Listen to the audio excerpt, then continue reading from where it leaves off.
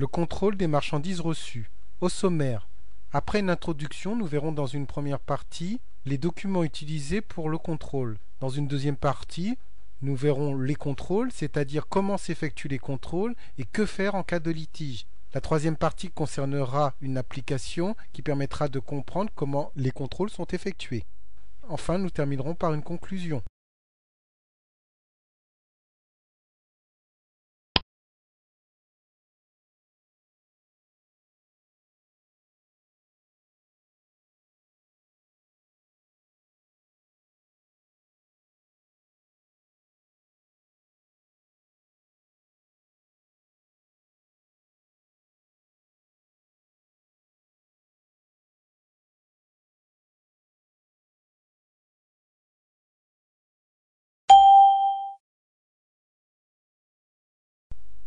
Introduction.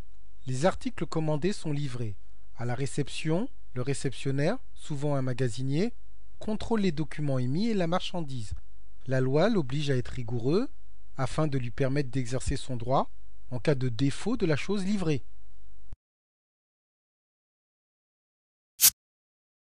Partie 1. Les documents utilisés durant les contrôles. Les documents commerciaux sont utiles lors du contrôle des marchandises. Retrouvez le nom des différents documents utilisés sur ce schéma et déterminez pour chacun d'eux l'émetteur. Alors le premier document qui récapitule les articles et les quantités voulues par le client, c'est le bon de commande. Il faut remarquer que ce document est créé par le client. Enfin, un document qui permet d'évaluer le montant d'une prestation ou d'une offre, c'est un devis. Ce document est créé par le fournisseur. Enfin, lorsque la commande ou le devis est accepté, un document de suivi des marchandises livrées est créé. C'est le bon de livraison. Le document établi par le fournisseur doit être signé. Note: les documents commerciaux permettent le contrôle des marchandises et servent de preuve en cas de litige.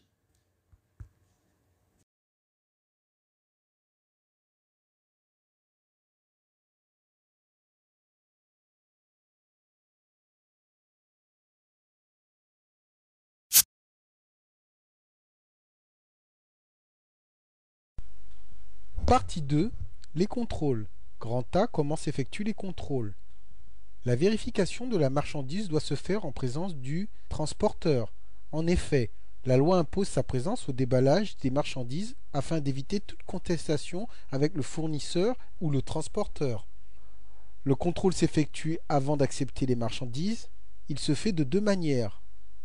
Un contrôle quantitatif, c'est-à-dire une vérification des quantités et des références livrées à partir du bon de livraison et du bon de commande.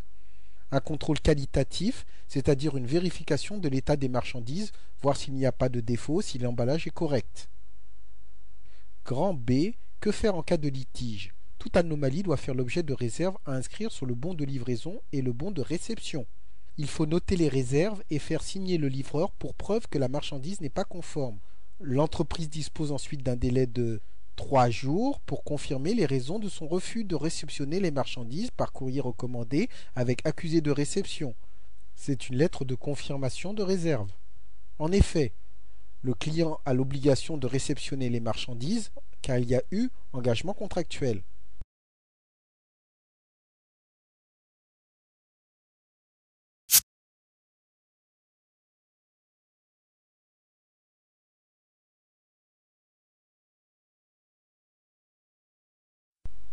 Partie 3. Application Alzin.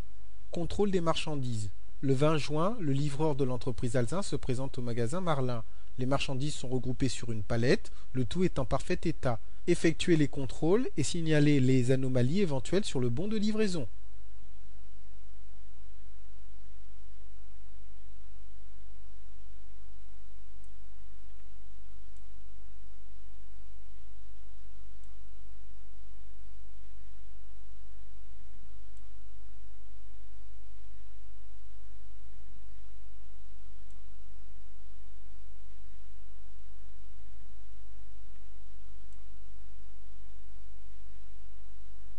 À retenir, le contrôle des marchandises est nécessaire afin de vérifier l'état des marchandises, mais aussi les quantités commandées. Toute anomalie doit faire l'objet d'une réserve sur le bon de livraison.